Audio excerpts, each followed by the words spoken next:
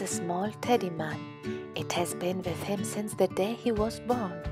With this, he lures and sleeps in the nights. He plays in his house in the afternoons. He goes shopping, to school, at the playground and at the doctor's office to make his vaccinations. Sebant never separates from his little teddy man. He loves listening to stories about people, while his mom has bought him all the fairy tales that talk about humanity. All of Sebant's questions are about people, and everything he knows about this kind is never enough. Mommy, why do people no longer exist? Mommy, how did people used to live? Mommy, what did people eat? Did they used to sing? Did they bite? Did they have toys? Did they have to go to school? Mommy, how did people disappear? His questions were endless, and everything he could learn was never enough. One day, the dinosaur teacher said to the pupils, "Children, tomorrow we will go to the Humanity Museum. You will learn a lot of nice things about the humans who lived thousands of years ago on the planet Earth." What a joy, said the little dinosaur. Now he would learn even more things about humans. The big day arrived. The Humanity Museum was a few miles out of the small dinosaur city.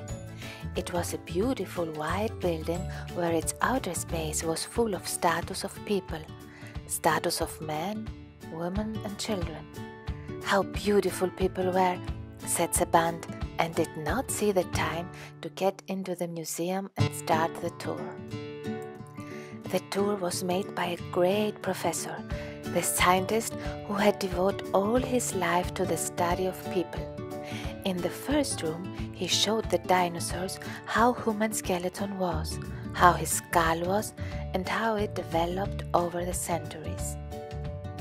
In the second room, he showed them how the lives of people began through caves and forests, how small societies were created, and that over time they were living in skyscrapers, large cities, grey, filled with cement and flue gas. In the third room, he showed what people ate.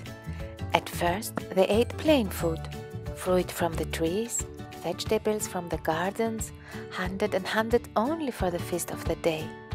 And over the centuries, people began to use pesticides, hormones and dangerous chemicals. How he has exterminated all the fish from the seas and all the animals from the forests. In the fourth room, he showed that man was the only one on the land who had wars. At first, he fought with bats, bows and stones, and then he had made very bad weapons, atomic bombs and chemicals.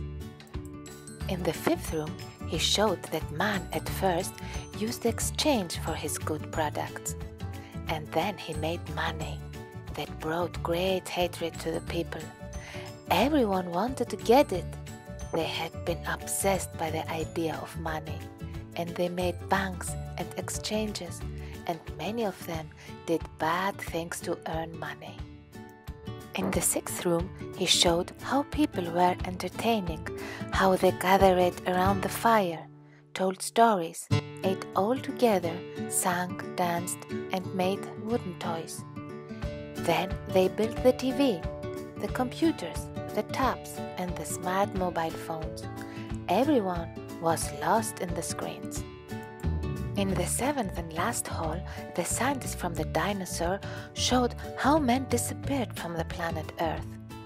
My little dinosaurs, human infected so much planet Earth that they could not eat anything at the end. All the food was dangerous and contaminated. The water was not clean. No one could drink water. The air was contaminated by the hundreds of factories. People could not recover. The seas were dirty. The rivers and the lakes had disappeared.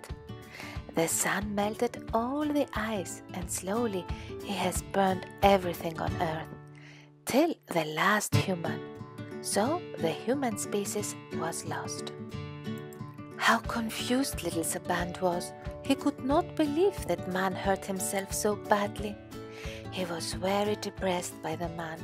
He felt so sad and disappointed that dinosaurs and humans had never coexisted on the planet Earth.